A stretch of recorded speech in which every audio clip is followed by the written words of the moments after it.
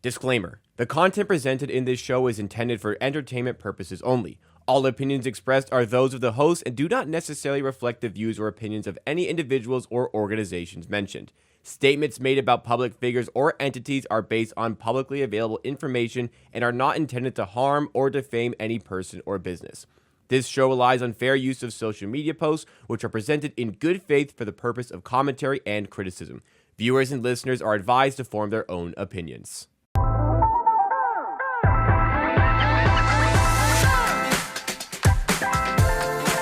What will the impact of AI be on sports betting, and what maybe is the impact it's already having on sports betting? We're going to look at this. We're also going to look at a potential documented loser in this space, as well as the realities of being a professional sports bettor. All this and so much more on today's Circle Back episode here on the Circles Off channel, which is part of the Hammer Bet Network and presented by Kalshi. This is the show where we cover the latest and greatest news that comes from gambling Twitter. And we're doing it with your standard Friday crew and a familiar face in the fourth chair. I am your host here on Circle Back. My name is Jacob Gramegna. I'm a creator and producer here at the Hammer Betting Network. In the bottom left, as normal, it is Mike, aka Mr. PeanutBettor on Twitter, pro sports bettor, and Kalshi donator. In the bottom right corner of the screen, it is Joey Knish, co-host of the Hit the Books channel, which is also part of the Hammer Betting Network. And in the top right corner, we have Chris Dierkes, Flup No Lied, a former constant on the show and making a return here. Chris, how does it feel to be back with us? It feels great to be back, especially because I am not a Kalshi donator anymore. In fact, if you counts on the green now. If you compared my P&L and Peanut's P&L, there's over $1 million of separation between the two. That is substantial, and it shows who's the true expert of Kalshi. It's all skill, no luck involved, as we know in this industry. Yes. Mike, any rebuttal to that?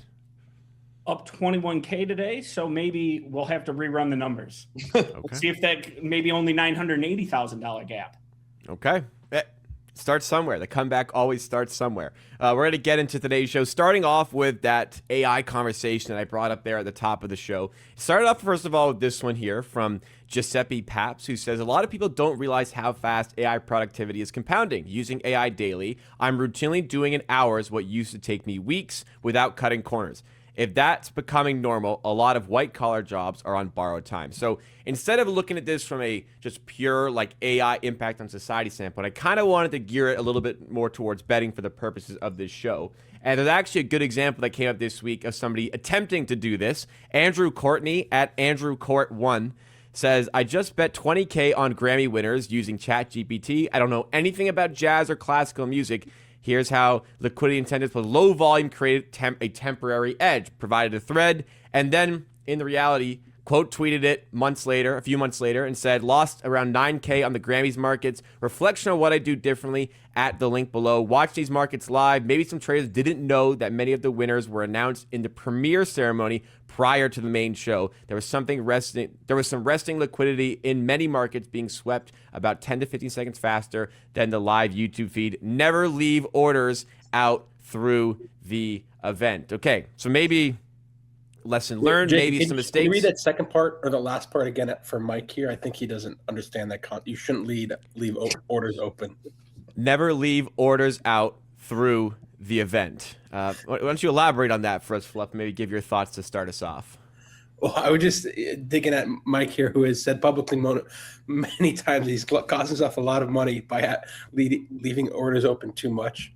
That's why you're up a mil compared to him, right? Yes, exactly. But speaking about this AI thing as a whole, I think it's funny because when you see people trying to do it, once these new advances come and whether it's services for betting or technology advancements in data tracking and whatnot, it becomes the baseline. So probably using ChatGPT or some kind of model like that compared to sports betting in the 1980s, you'd probably crush if you could use now, because people like Billy Walters using a computer was a huge innovation. But now everyone has it. And you don't think other people in the market are going to be having that as at least a baseline. And if you're not doing more than that, you're not doing anything innovative at all. And it's not a surprise to me at all that you ended up losing. Okay, interesting. Knish, do you want to add on to anything Flip said there? I mean, this is like obviously one example there, but you've seen it in a lot of other areas where we'll call it like in maybe a few months ago, there was kind of the court siding prediction market craze where people were like leaving their orders up, whether it be tennis, whether it be basketball, or trying to live trade. If you're not like a market maker with the best feed and you're trying to live trade, there's usually, I'm not going to say usually, but there's scenarios where there's people out there with better information than you or faster information than you. So I think it's just, if you want to bet on, I would not, I'll phrase it like this. I would not, as a solo just person here sitting at, my laptop, be doing like live market making. I think you're at a disadvantage in a number of areas. You can be a taker, but in terms of like leaving your price posted, I think unless you got the best feeds, the best stuff, I think you could put yourself in for a world of hurt if you do that. And also like in just these random scenarios where, oh, I forgot to pull my order down, and now I'm getting, beat down. So yeah, it's one of those, probably most people if you're into it, you got to live and learn, where you get burned once or twice doing this, and then you don't forget anymore. Mike, anything to add before I kind of steer the conversation in a different path? Just regarding what Flub said, as far as these, tools that you have, first they become an advantage and then they become table stakes for everyone, where everybody, like if you are doing it, it's almost like any kind of edge in betting. If you're accounting for something or you're using something other people aren't using, then that's your advantage and you can make money off of it. Once everybody's using it, you have to use it essentially to keep up. So whatever, predictions or whatever advancements you make in AI, other people obviously are making similar kind of advancements. What it does do, I think, is, as we see this kind of with prediction markets too, is removing this friction and allowing people to become more predictive or more productive. It kind of, makes the outcomes become more, increases, the winners become larger winners. And I think that the people who were, just grinding out a winning, it's going to be harder as the top guys become more productive with AI and are able to do more things. It's going to make the person who was the 65th ranked bettor now be a little bit, comparatively make less, I think, because that friction no longer exists. Similar to like, everybody, once the internet came and everybody can read every newspaper, all of a sudden the Pittsburgh Gazette, if you can, subscribe to the New York Times, you end up doing that. So the New York Times makes a shit ton of money because a ton of people want to do that. So it's kind of this, once you scale everything to this level and AI allows people to scale at a new level, it will start to erode the, middle of the road people. Okay. Interesting takes there. What does, we'll go back to Mike, we'll go all the way around, we can again. But if anyone has like, Mike, you do a lot of origination, Knish does a lot of moving, Flip does a lot of top-down stuff and some origination as well, I think. What involvement does AI have in your day-to-day process, if anything? We'll start with you, Mike. Tons, in the fact that I don't think I could code well enough if it wasn't for AI, that I would be able to use, the different programming devices that I use. Like if it wasn't for AI, I just would be too slow. I would run into too many problems. I couldn't use basically everything that I've built in the past year plus has been with the help of AI. I think it's interesting in the fact that like you're not using it to like have AI tell me what to bet. You use it as a tool to use other tools. It's one of those things where a lot of people think like, oh, I just, ask ChatGPT who the winner is. No, you use ChatGPT to help you set up tools that allow you to find who the winner is, things like that. And it's going to help a lot of people, I think, in terms of it can explain and kind of help close the knowledge gap in a lot of areas that were a lot harder to kind of come up with by yourself before. Knish, how about yourself? Nothing. Too stupid. No. That's why you need help. Yeah. They're making Joey corporate as integrated it because they're making us integrated into his daily life. But I mean, for what I do, I don't need AI to tell me which kiosk or which counter to go to put in the bet. So I see it like what PB said. I know a lot of people that, and listen, Joey, I think I'm the oldest member of this panel by a little bit here. My prime days of, that kind of stuff is like, I work with some people that, are 15 years younger than me that are doing some crazy, like, cool shit with it, but I didn't grow up with that. I'm not the most, technology savvy guy. So in my day-to-day life, using it a little bit. But in terms of betting, it hasn't revolutionized, because that's not my scope. You know what I'm saying? So it's I guess it depends what you do. How about you, Flop? I barely use it. You don't really need it that much for when you're basically stealing other people's information anyway. The only time I really used it is I had this one originator. He had this dog avatar. He kept losing. And I just said, ChatGPT, like, can you pick some winners? And that worked better. But in all seriousness, for like moving and top down, basically nothing. When I'm betting some futures, I do use, a sim, not really a model. Some people might call it a model. I call it more a sim. AI has been incredibly helpful to code those, I built one 3 years ago without AI. It took me like 80 hours. I built one this offseason. It took me 5 hours to get like an even better sim. So I was like, okay, AI is very powerful.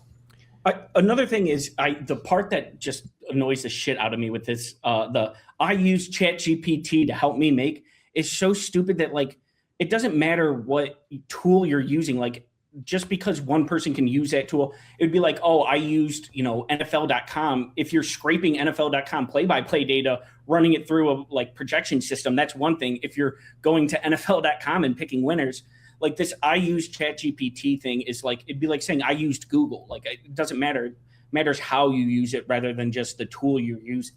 Yeah, but well said. That's where I kind of have issues when people like this tweet here say like white collar jobs are on borrowed time. I think it really it shouldn't be, how can AI replace individuals at a company? It should be, how can people at a company get better at their jobs by using AI? And we can spin this towards betting, like Mike said there, where, and even Flup said as well, like you're doing the same task, but now you're doing them much more efficiently, and you're more effective at your, in this case, your jobs are betting. You're more effective at your job because you're using these tools to your advantage. It's not just just from the inside of the corporate sphere where I'm at, there's not and again, it depends on where you work, who you work for on that. Some of those maybe like super technology centric company. I know it's hitting the delivery industry right now a little bit, but there's not really like people are getting replaced by AI in like any of the white collar areas where I'm at the moment. Not to say down the line, but there's not really that. I believe it's much more like your chronically online person that's like, hey, nobody's gonna have a job in 16 months. It feels very feels like even chronically offline people who just don't understand it. You know what I mean? Led into like that, but like it's like the self-driving car thing of 20 years ago, where no one's gonna have to drive, and now like you got like 3 Waymos out there, and a couple of people using the Tesla feature. So I think we're a long ways away from that that fear. Okay, interesting. AI stuff. can't jam a kiosk. That's most important. Hell no, they can't. Of course. If you guys have any takes on AI in sports, or perhaps you can give us your thoughts and your day-to-day process in betting and AI's involvement in that. Give us your experiences in the comment section down below. While you're down there, take a second, if you're enjoying the show so far, hit the like button, and maybe consider subscribing or following us on a podcast platform if you're listening over there instead. But on to the next topic on the show. We go to this one from ROI Guy 123. Says, seems like every other day there's a new college kid rocketing up the Kalshi leaderboards. I'm fine losing to longtime pros, but losing to 19-year-old kids hits different. I feel like this is like a phenomenon we see in sports. Like I'm okay losing to that Hall of Famer guy. He's been there. He's accomplished that, a champion. But when a rookie's coming in the league and is cooking me, you take offense to that, and I feel like we see that in all sports, and now maybe we're seeing it in sports betting. Knish, as the oldest of the people here, have you ever felt this way? Of course, especially when picking, all the picking people, they popped up like out of nowhere. It was like the some combo of EV was in your handle. Then you had your picket tracker. Then you couldn't wait to tell people how much money you made Arbin over that month, and that. And it was annoying. It's just annoying. Do I mind people are doing that? But at some point, it is Jake, the comparison is like very good in terms of, I hate comparing us to like professional athletes, where, you kind of in your like low 20s and that mid 20s kind of go through your prime. And then once you hit the back half of your 30s, like I'm not going to sit at my setup for 14 hours and live trade on a prediction market at this. But you know what I'm saying? Like that grind for me is in the past. So I've got to do other things. But your 19, 20, 21-year-old kid, that's a lot. He's hungry. He wants a piece of that, that table that he hasn't put in all those hours, driving himself nuts and, physically breaking himself down like Joey K has. He's going to put it in. So Joey, just to clarify, jamming kiosks 14 hours a day, that's okay. But jamming prediction markets on your computer, not okay? Well, I'm getting some steps in. There's some extra, there's some mobility work there. If I'm sitting here frozen, I'm on my back, I'm going to get up. They're going to be carrying me to bed. Now, at least with the kiosk, I'm moving around. So, it's a new era. Is there any doubt the guy who's too lazy to sit up for an entire stream, he has to lay down, he's the one who just like, oh, it's the kids nowadays that are too. What are we talking about here? I think that the fact we're just getting into Joey's lazy, not anything to do with age. No, I think people have always like kind of resented the younger kid making more money than them, basically in all aspects of life. It's probably why I think there was probably a reluctance for me and Joey, college football players. I think a lot of it had to do with they didn't want a 19-year-old coming in making a shit ton of money when they work a factory job and they're like, this sucks. I don't want to see somebody come in who's just more talented and hasn't went through kind of the grind of it. I think it's a pretty natural standard that people like to protect their piece of the pie and think that young people for some reason don't get the same piece as everybody else. Well, in general, I suppose the tweet. I don't want like the person tweeting here. Oh, I got to think like that's our league, but it hits different. Yeah, I think he's just joking around more than anything. Of course. Just in general, I think that people are very protective against the younger generation more than they are older people out earning them. Agreed, and I can think of some examples in this space. To be honest, I'm not sure about you guys. Anyways, if maybe you are one of those college kids who wants to rocket up the leaderboard on Kalshi. I got a shout out to two people. Go ahead. Eggsy on the Kalshi leaderboard is actually doing some like really sick stuff. He's been on the leaderboard. He took himself off, but he's doing some really sick stuff. He was up well over 1 million, I think maybe even 2 at this point. Not just top downing and taking off Robin and Flo like me and Mike try to do, but actually really intelligent things there. And then Kobe Betts on Twitter, I think he's been doing phenomenal stuff. Both those guys are like really young, and it's like very impressive to see. It's part of me is jealous. I'm like, when I was 21, I was a fucking idiot, and these guys are already millionaires. So like, good job on them.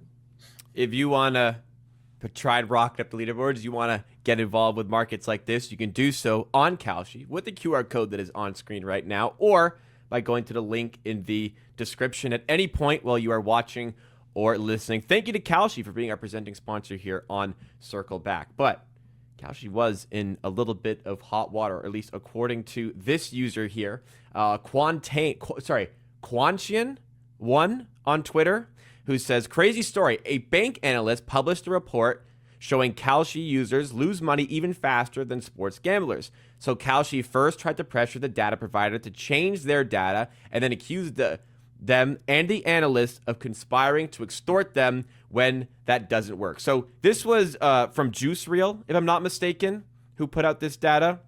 And there was pushback immediately from Kalshi towards the data that came out here. However, as Captain Jack pointed out, Captain Jack, a veteran of the sports betting space and the gambling Twitter space with a lot of success, says, I'm not sure why people are ignoring the flaw in the data from JuiceReel here.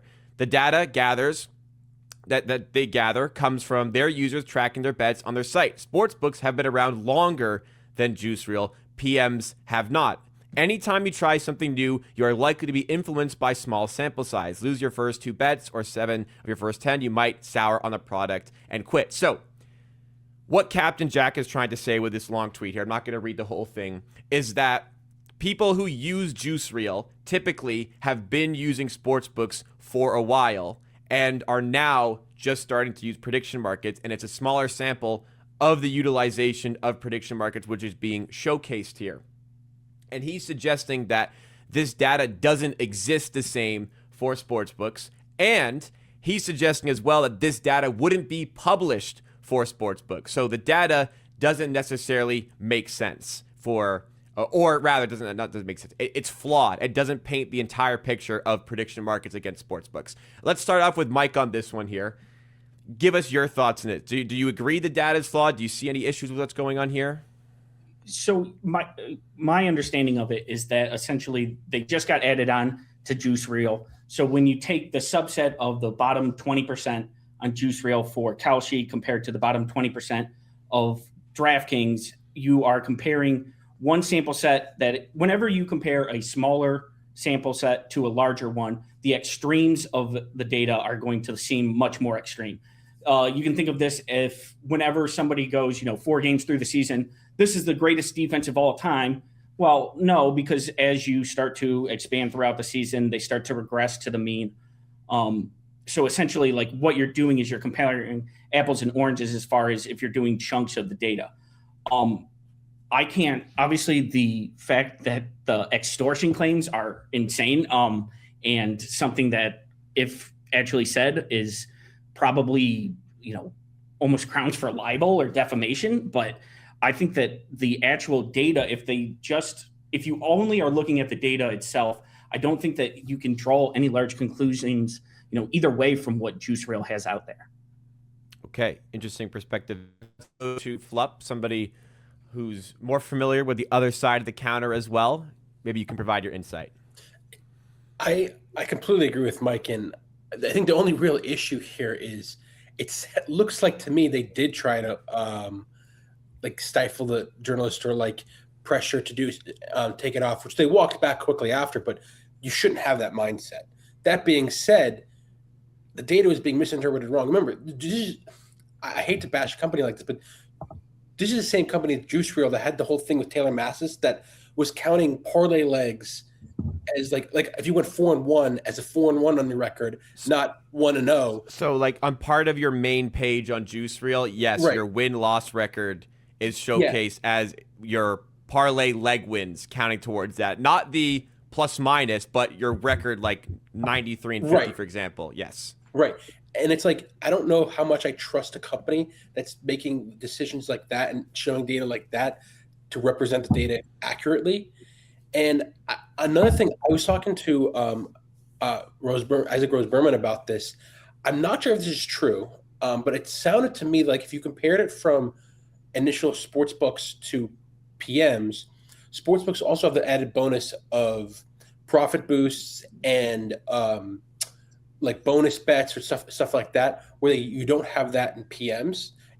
If that's the case, that also explains a big disparity between the two. You need to look at it at a bet by bet or bet versus trade basis to determine what is actually getting better. And if you just compare it by if they quit or not, you're going to get into the survivorship bias exactly like Captain Jack says. You need to look at who's getting the better deal on the trades individually. If you're getting better prices on a Kalshi, which you often do actually in parlays, not so much, it's relatively the same for straights, how could you possibly be losing more? It doesn't make any sense. Okay. And Knish?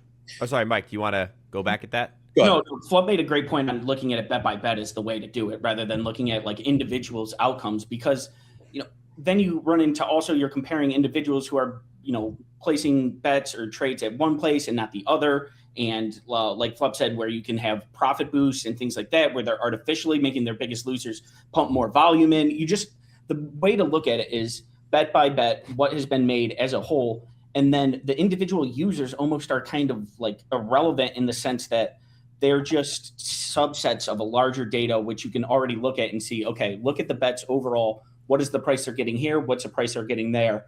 And compare them that way. Knish, anything to add? Just a small, like I'm kind of on the flip channel here of where not just because I know Kalshi's our sponsor, but I would need to see more data from what I'll call more of an unbiased source. Not to say that this is like totally wrong, but a larger sample over a longer period like this feels a little, I'll use the comparison like bet percentages-y in terms of like data where you get the bet percentages from one book and you might be making it might be totally different at another book or another book or another book. So to say that like, okay, now like we're getting a definitive outcome that people lose money faster on prediction markets on Kalshi, I think it's way too early for that.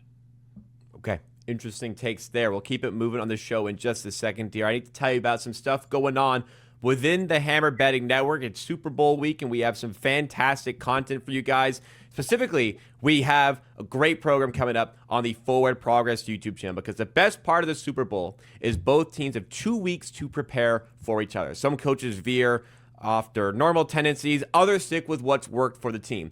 We're going to be breaking down the X's and O's of the matchup on Friday. That's later today. Suma gets into what he expects to see from this game in full detail and joins G Stack George. That comes out today, 5 p.m. Eastern time on the Forward Progress YouTube channel. You can go to the link in the description to access the Forward Progress YouTube channel and check out what they have to say ahead of that big game. Now, we're going to get into the next piece of content on the show here. We have Corsi King at Real NHL Bettor, who says he's getting DMs that document. I'm reading this, by the way. Make that very clear. Getting DMs that documented poker loser Brett Feinsod at NBA Green Beans, who untagged himself in this, by the way, lost 19 units in December and then never once did a recap for paid subscribers all of January. A bad look for the only poker player worse than Tommy G. Here's some screenshots here showcasing the minus 19 units that are being alleged by at Real NHL Bettor. Somebody messaged him and said, I'm in the Discord and everyone is down bad. He hasn't done a recap in over a month. Need you to call him out on the BS because when I did, he blocked me. And he also blocked Real NHL Bettor after this was posted. First of all, this is the information coming out from people on Twitter. So hopefully I avoid any DMs this time. Flip, you're not too familiar with this Brett Feinsod character, are you? Not that much. This might surprise where I go with this, but I don't actually understand what the gripe is here. It looks like it's documented to me. You see the loss. He's posting it's from his own Discord. He clearly says he's down, right? I mean, what is the issue here? What did you want him to do? He said he's down 19 units. I don't think he's trying to hide that. Am I missing something here? I'm not sure. So I'm trying to figure this out as well. I'm not sure if he's posted that. It doesn't say who's posted this, so I'm not sure. I'm pretty sure that's in it because it's a rolling recap, and then you see later on you see like Bread and Butter, which I'm assuming is his Discord. Is that he just didn't recap like that month? He didn't post like in December I lost 19 units, but it says in the like literal post before that he lost 19 units. What did you want him to do? Like, what do you want him to say? Like, do you want him to have a special post that says I lost 19 units in December? I'd say if you are doing monthly recaps, you need to continue to do monthly recaps. Again, this information is being alleged. If it is true that we went December without a recap, like I'm trying to be unbiased here. Like, I don't think this is a problem. Like, this is a little bit of a tout tactic. You highlight the wins and you minimize the losses. He's not even hiding it. He's just not maximizing or magnifying it, which I don't think is necessarily a bad thing because you can clearly see that he lost 19 units in December. I don't think he's trying to hide from that. It's just he's not going to blast it on because it's a bad business tactic to tell your subscribers, hey, I lost 19 units. But if they wanted to look up, they could easily find the information. It's posted in his Discord. So I don't understand what the gripe is. It just seems like unnecessary hating. Okay, Knish, over to you. What do you think? Well, I'm not going to pass up the opportunity to take a dunk on old Hard Rock Feinsod. So, I mean, I as Flup said, it's sales 101. When you get slammed, you're not going to go around. And so there is an element of like, just face the mute instead of I'm going to untag myself and kind of pretend like it didn't happen. From a respect standpoint, I think, you if it's me, you play the old like, hey, didn't have a great month, looking to you pull a Fez, right? We're looking to have a big football season, no matter what. Yeah, we're down 180 units, but we're gonna crush it this football season. So, maybe you're looking for him to do that. I mean, it's probably the message from somebody that was following it and got absolutely smoked. So I don't blame people from being annoyed, but at the other end of it, if you're buying the picks from there, then what are you doing with yourself in the first place? Mike, anything on your end?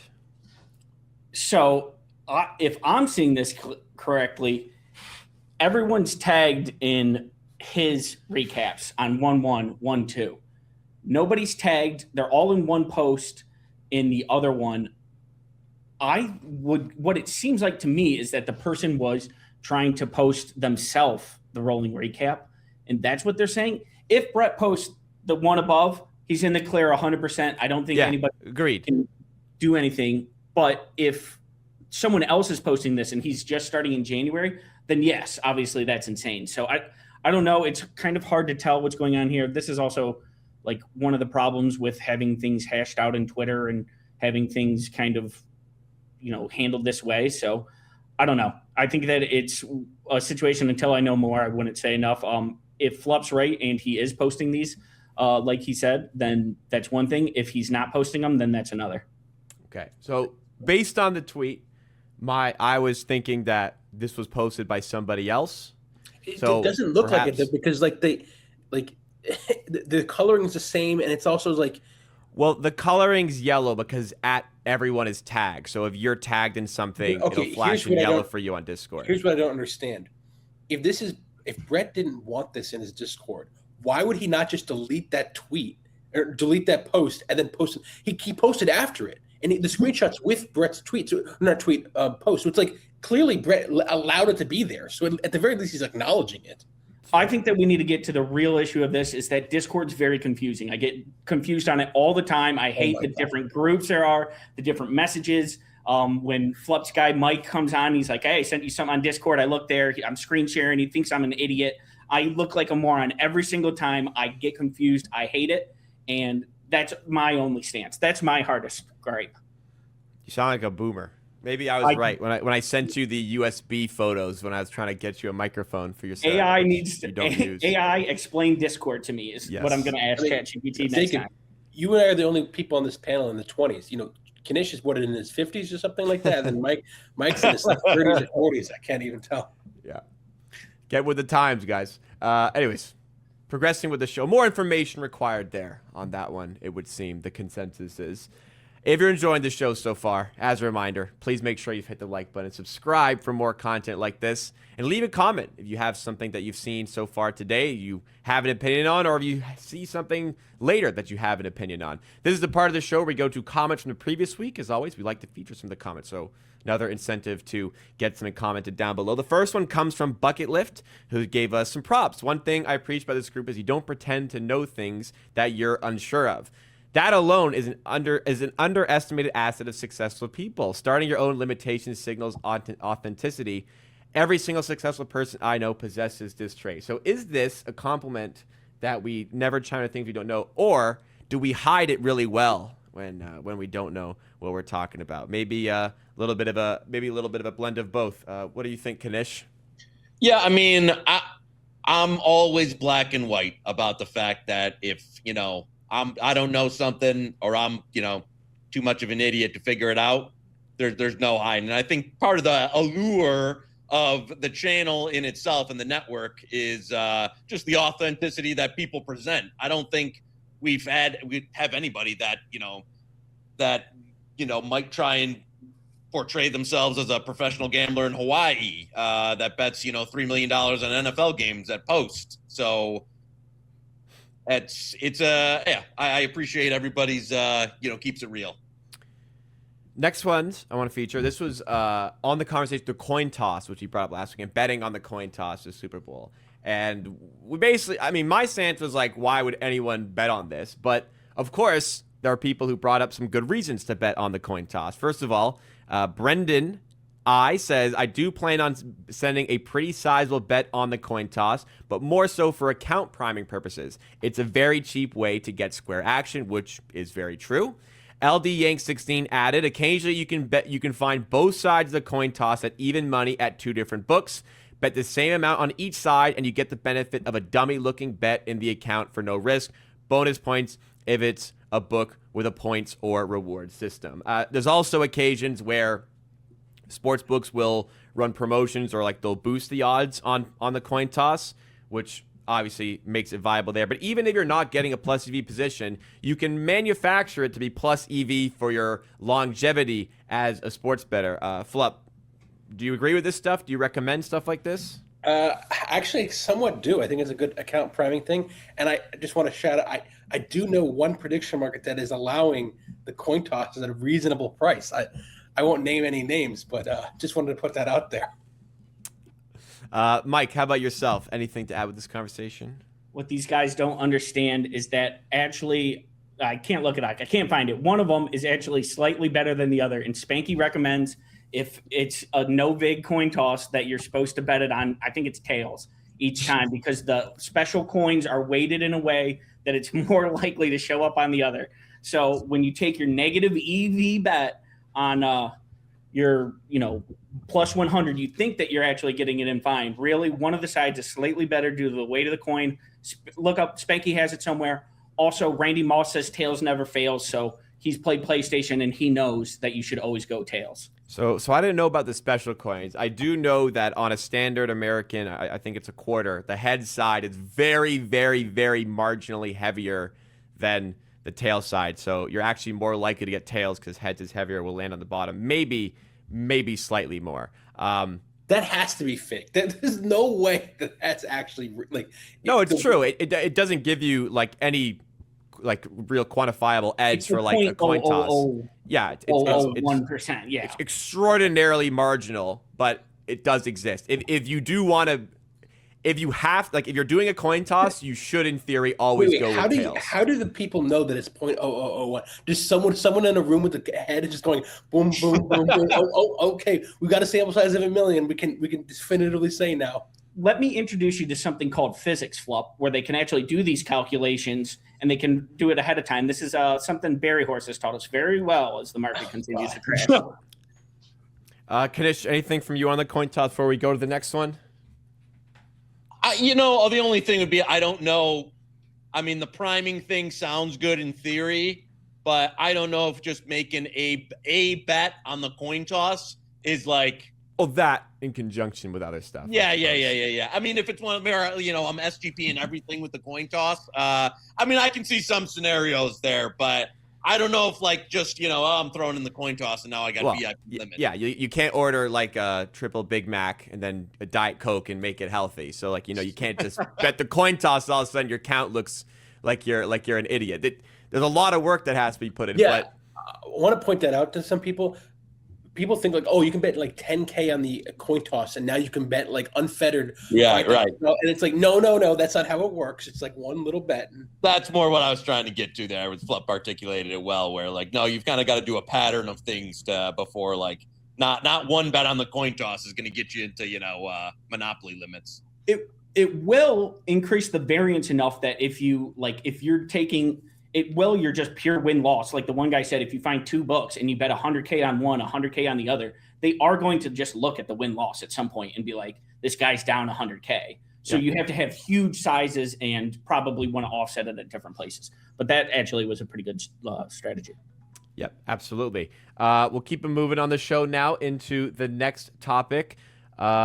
Actually, sorry, one more thing to talk about. There's more stuff coming up on the Forward Progress channel that you guys need to know about, because along with the X's and O special we have coming up tonight, we also have some excellent stuff in the form of the pizza buffet. It is the final pizza buffet of the year this Sunday at 11 a.m. Eastern time, the day of the Super Bowl, and it's on the Forward Progress YouTube channel. Rob Pizzola, professional sports bettor, CEO of The Hammer, will break down the big game and have some Super Bowl props to share. That's 11 a.m. Sunday morning on the Forward Progress YouTube channel. I mean, I already told you to go subscribe there, so you already know to go to the link in the description at any point to go to the channel today. Get subscribed. 2 great pieces of content ahead of the big game. Now, this one from Jake at J Horse Whisperer. He says, professional betting isn't glamorous. It's one of the loneliest careers you can choose. You miss the office laughs, the Thursday pub sessions, shared wins with your mates. Sure, you can chat to people daily, shop staff, family, friends, but it's not the same. Most pros won't tell you anything real. Everyone's protecting their edge. Tell one person, suddenly the whole world knows, and you can't get a bet on anywhere. That's about half of it here, but that's about the gist of it. This person misses the social aspect of the 9 to 5 in favor of sports betting, and it's all a sacrifice in sports betting. Now, sure, there are sacrifices in the realities of sports betting, but when you click on the account and you see a link to the paid service that they're providing, kind of takes away a little bit of the zest in what they're saying, I think. But Knish, you live both worlds. You know, you're heavily involved in sports betting. You do the 9 to 5 grind as well. You're the perfect person to tell us the differences and similarities. Yeah, I agree. This read like a little bit like you found this on AI, and it was like, oh, let me draw you into the picks. From my personal perspective, I do like. I mean, that's not. I wouldn't put that in the top 3 reasons why I kept a corporate job. But it's in there where it kind of gives you some baked in socialization. With that said, though, it doesn't mean like just because you might spend a lot of time trading or at your desk, it doesn't mean like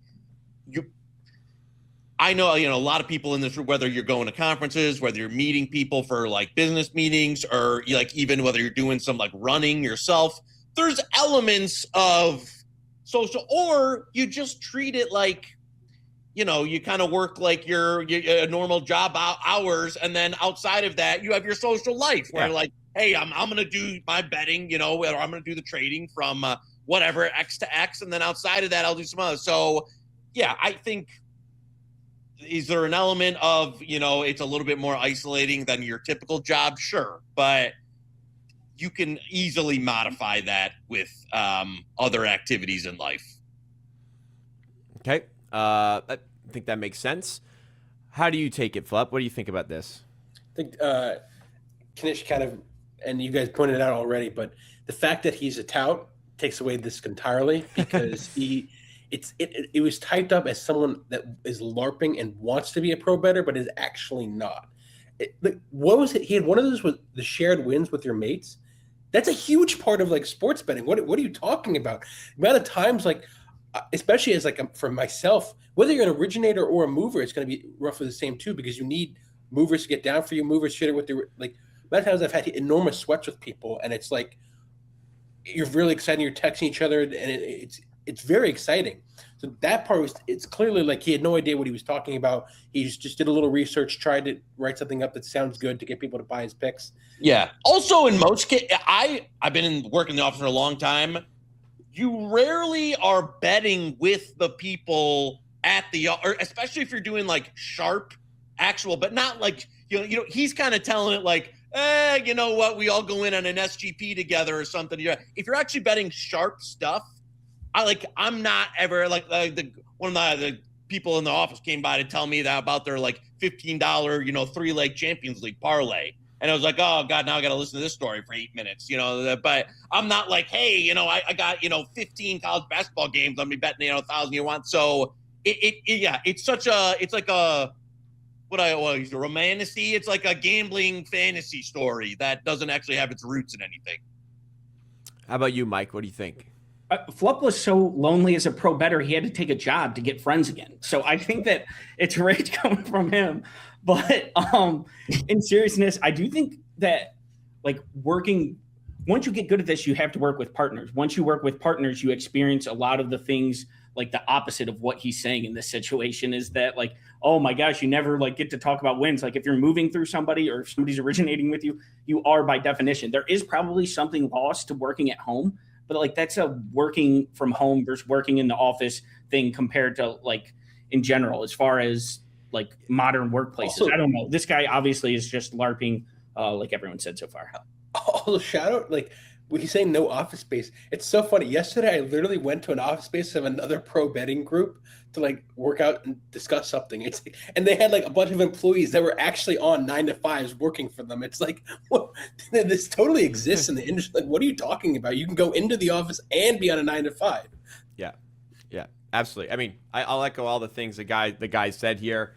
I can understand, like, there's a social side, the 9 to 5, but also like you can build relationships in other ways, and it just feels like trying to promo a package being sold. I will give him, if you are betting on sports, like seriously, after a while, it does kind of ruin some of the more social aspects about sports, where it's like people will be like, oh, you know, they have like these super hard opinions on things, and now I'm like, I don't know, like I have no idea, like, oh, what's the line? That should tell me what the actual probability is.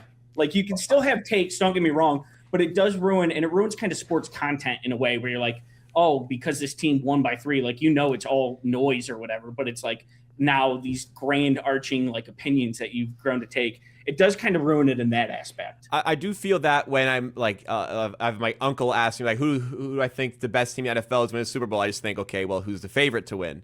Okay, well, it's been the Seahawks for quite a while. Or it's the Rams, but the Seahawks will have home field against them, so the Seahawks are the most likely team to win the Super Bowl, something like that. I do agree from that. It's like, who do you think is going to win this game? Well, this team's favored by 2.5, so them, but it's also like a pretty close to a 50-50 game. So I get it from that perspective. I have a funny story to tell. A couple weeks ago, I was in Vegas at Circa for Survivor and whatnot. And for the playoff games, I was sweating at the stadium, and I have like a 6-figure bet on one of the teams. I think I had Bears, or no, I had Packers money line versus the Bears. And this couple is talking to myself and my wife, who was sitting there, and they were talking about how they had a $20 bet, and they were super excited because they bet on the Bears. And they're like high-fiving each other, and I'm watching in real time as I'm like $100,000 are evaporating from myself, and they're just like thrilled, talking about how great this is, and like they're being friendly with us for the past hour, and I'm sitting here like, I want to kill myself, and it's just like it ruined like the social experience of sports. Normally, if I didn't have any bet on it, I'd be like happy with them, like chalking it up, but I could barely talk. Right. So there is validity to this in some ways, but when it comes from somebody trying to sell a package, it takes a little bit of the punch of it away. Before we go to the next topic, a word from Prediction Data. We'll hear their message now. If you're a bettor building your own models and you're not watching Kalshi and the rest of the market in one unified feed, you're probably missing edges. Prediction Data aggregates and normalizes data from Kalshi, major prediction markets, and sportsbooks into a single API built for backtesting and live trading. You get live prices and historical data in one clean schema with no data engineering headache. If you want a trial key, you'll need to book a quick demo. Click the link in the description or scan the QR code to get your trial key. 2 more topics on the show today. First of those 2 comes from Funhouse at Back After This. It says, Dummy Coward, Colin Coward, host of his show, The Herd Live. I don't know if he's with ESPN anymore. Anyways, doesn't matter. Has very known in the sports world as a pundit, I suppose. Says he likes the under in the Super Bowl and then predicts a final score which would go over the posted Vegas total by 4.5 points. Now, granted, I don't believe this was a sports betting segment. However, it was only a 10-second clip in which he was able, in one sentence, to contradict his stance. I think it's an under game. I think it's 27-23, which is over, again, according as Funhouse mentions there. So I don't want to dunk at him too hard because it wasn't exactly a sports betting segment. But in general, how do we feel about these very large sports media personalities being forced into sports betting content as a result, usually of for sponsorship reasons, like we'll see on just an NBA pregame, a person who has never done any sports betting having to give out a 3-leg parlay on a game, for example. Mike, we'll start with you. How do we feel about this sort of stuff?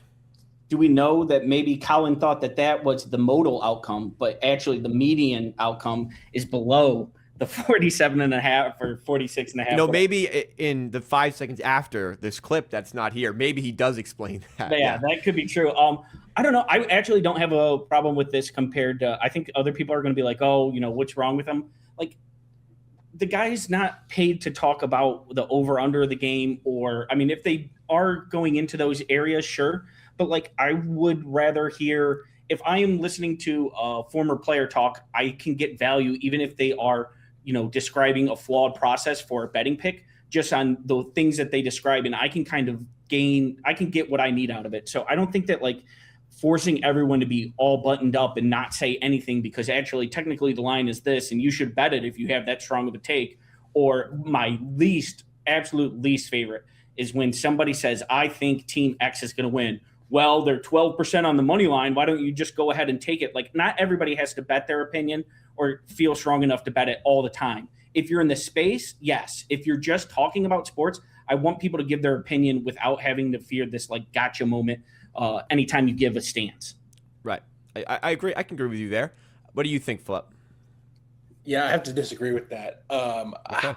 It really irks me when people do, like, if they say they think a team is going to win and it's 12%, they should bet. I mean, come on, like, that's such a hot take. It's ridiculous. Like, no, not everybody has to bet everything all the time. Like, they can think, like, what you end up having then is some kind of weird group think where everybody just has to follow the line at all times, no matter what, and you don't get any kind of you want to hear opinions from other sides, even if the person doesn't really think through the process of, I need to regress my opinion back to market and these people have all these things. I want to hear the case for the other side. And you're not going to hear it unless you just hear, okay. Essentially what I think you're hearing is their opinion before you regress it to market in a sense.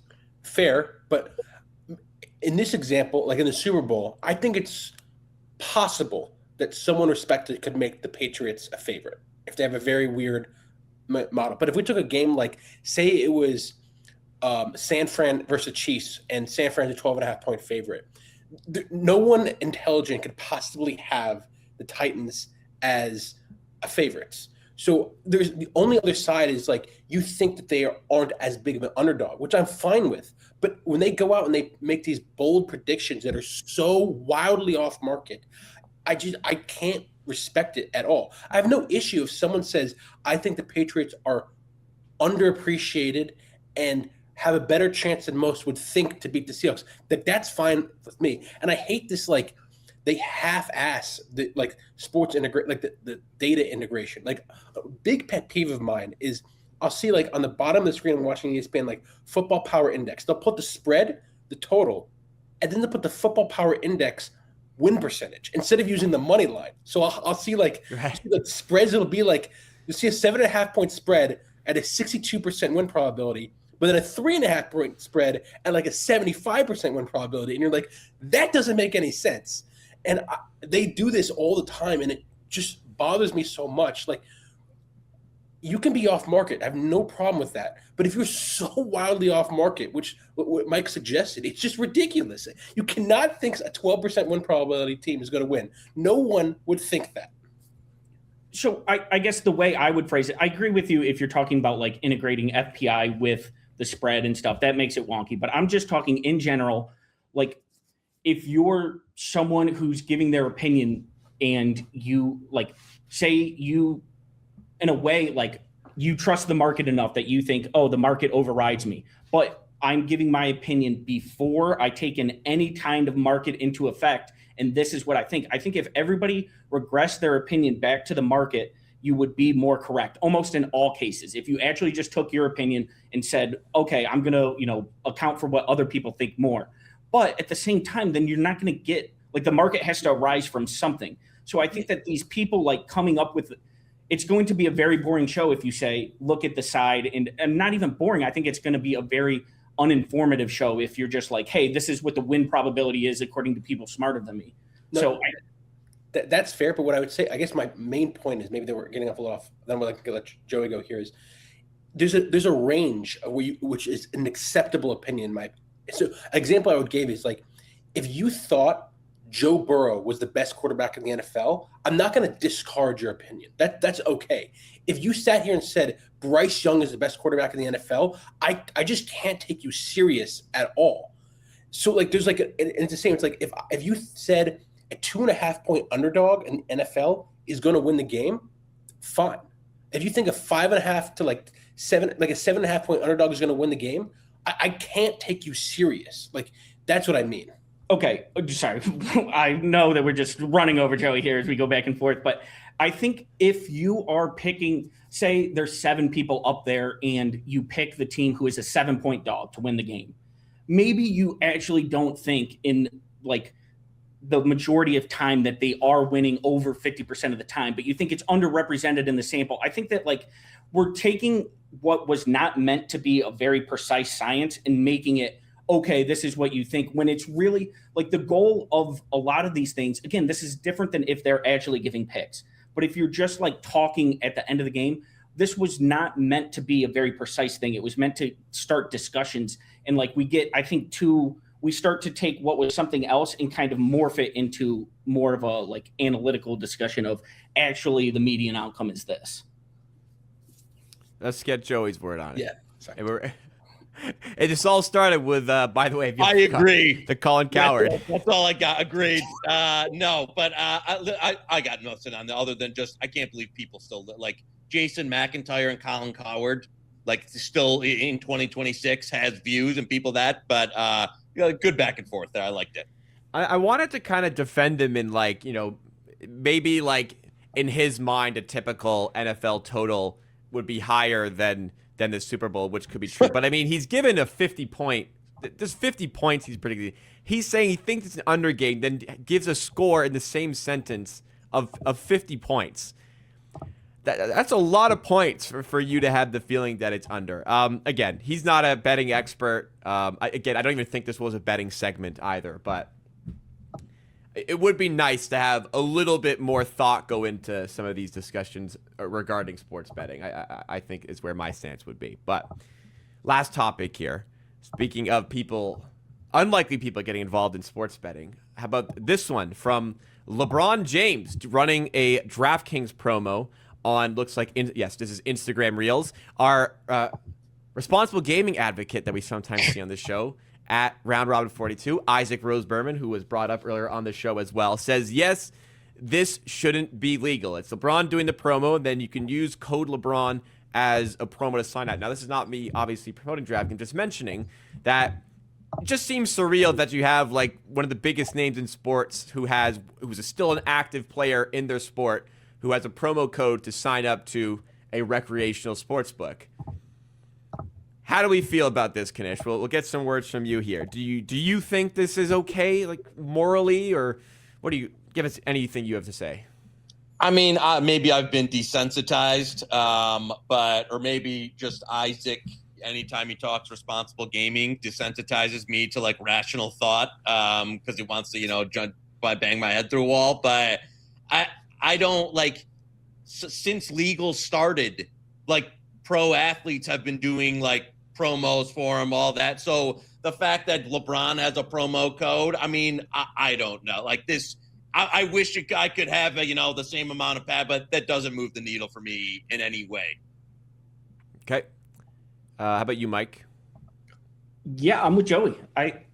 Why is this any different? He bets on NFL games pretty clearly. He's saying bet on them. I don't understand why it's necessarily different from, like, I guess because he's an athlete and he's also could be bet on. I get like the conflict of interest somewhat, but I don't know. Are we so dumb that we can't kind of parse those two different things together?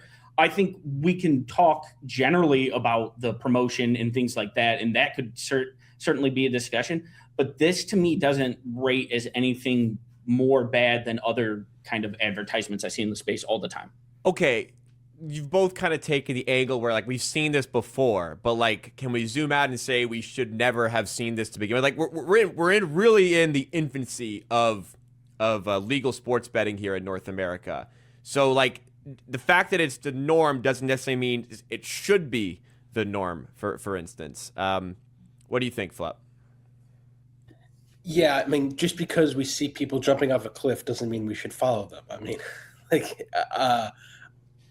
I kind of agree with IRB here, but maybe for a different reason. I just don't think we should be allowed to advertise for, like, sports betting companies and even prediction markets. I think look, it's not the most ideal thing, but I don't want to see these advertisements blasted, or at least minimize it a little bit. And this seems like a pretty extreme like advertisement with an elite player and a huge following. Doesn't seem the best, in my opinion. If we want to, if we want to take the 1,000-point view, should we be advertising at all on certain these things? I think, that's just almost, I guess I took it as a separate discussion. But I mean, we say this, presented by whoever and lots of shows here. I think that it's like, I don't see this as any particularly different, and I guess in that regard, just because LeBron is already, involved in sports, I guess is the difference. I've never had any issue with like the promo in sports betting. Like people complain a lot. I don't really have complaints. It's the reality is it's a lot of companies competing very aggressively for the same customers. So like they really do need to be in your face to get your attention sometimes. And then we see this with in so many industries where people are competing and the ads are coming out. I get that, the sports betting can lead to problem gaming, and that's where some of the questions come in on that. But I don't know, something doesn't really sit right about a current pro athlete getting involved in this. I mean, it's not just LeBron. Like there's Connor McDavid with sports, I think it's BetMGM actually. Connor McDavid's involved. He's the best hockey player. So I don't know. I don't know about the legal aspect. Just something about it doesn't sit right with me when the current athletes are getting involved. I do believe a law has been passed where they can't wear anything representing their status as an athlete. So like LeBron couldn't do this in a Lakers jersey, or Connor McDavid couldn't do promo in an Oilers jersey, for example, which I think was a good step. But ultimately, I don't know about the legality of it, but maybe Isaac Roseberry knows a bit more on the topic than myself. But if anything else to add, guys, on that, are we ready to wrap it up? All right. We'll wrap it all up. Thank you so much for tuning in today to this edition of Circle Back. If you enjoyed, take a moment to hit the like button. Make sure you're subscribed on YouTube. If you're in podcast form, you can leave a comment there as well, or you can follow us, like, share, all that great stuff. It really does make a difference. Helps us reach new people for the channel. It'll help us grow in 2026. As always, we'll see you again next time for more content.